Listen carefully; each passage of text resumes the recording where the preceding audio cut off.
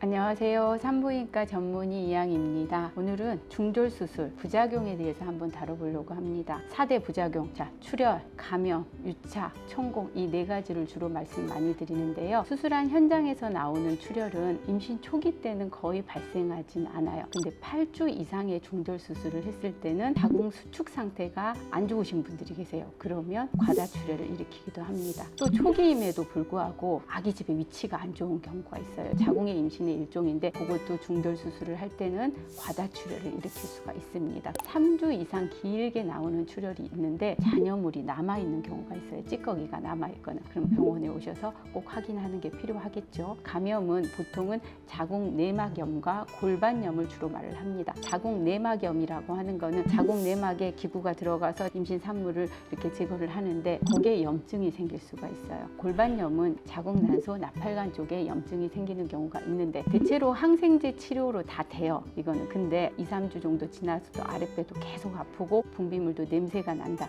그러면 본인이 골반염을 일으키는 균이 있는 경우가 있어요. 성매개성 균 중에 클라미디아, 인질균 이런 균에 감염이 되면 골반염을 덜어 일으키기도 합니다. 병원에 오셔서 치료받고 하시는 게 좋을 것 같고요. 이 유착이 실은 환자분들이 가장 걱정하고 두 곳이 유착을 의심을 해봐야 되는데 자궁과 이제 자궁 경부 쪽이 입구 쪽이 유착이 되는 경우가 있어요. 길게는 5, 6주 후에 정상 생리가 나와야 되는데 생리도 안 돌아오고 아랫배가 많이 아팠어. 그래서 병원에 오시면 생리혈이 고여 있는 경우가 있어요. 저희가 그냥 간단하게 처치해주면 그 다음 달에는 또 괜찮아져요. 우리가 이제 항상 걱정하는 게 자궁 내막 유착입니다. 아기 집이 착상을 하는 곳이잖아요. 근데 그게 붙어버리면 생리도 거의 안 나오거나 모월경이 오래 지속되면 자궁 내막 유착을 의심을 해봐야 됩니다. 한두 번 정도의 중절 수술로 그렇게 되는 경우는 극히 드뭅니다. 이걸 예방하려고 유착 방지제도 사용도 하는 이유가 있을 겁니다. 유착은 안 되게 하려면 일단은 여러 번 자주 하면은 안 되겠죠. 중절 수술에 있어서. 이제 마지막으로